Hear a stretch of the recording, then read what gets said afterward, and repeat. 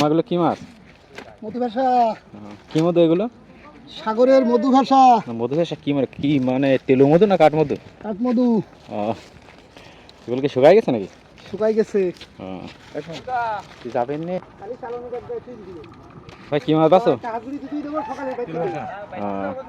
কাঁচা মাছ নাকি? না শুকনা। তেলু ভাষা কি শুকাই গেছে? এই মিশালি মাছ তাই বাছাই করতে হচ্ছে। একসঙ্গে কত প্রকারের মাছ আছে এই জায়গায় একসাথে? 8-10 প্রকারের আছে। এগুলো সবকে নিজেরাই বাছাই করতে হয়? তোমরা তো সুন্দর গভীর সমুদ্র থেকে মাছ ধরে আজকে আসলে নাকি? আজকে আসে। এগুলো মাছের পরিস্থিতি কেমন তোমাদের? ভালো না। ভালো না?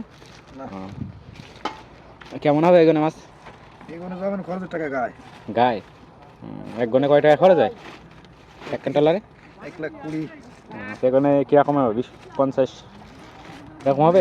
20-30 হাজার টাকার মাছ হবে। তাহলে সব গায়ে। তাহলে তো মহাজনের এগোনে খুব সমস্যা যাবে নাকি? খুব সমস্যাজনক, মানে খুব দুর্ভাগ্য। এগুলো তো শুকাই গেছে? সব শুকাই গেছে।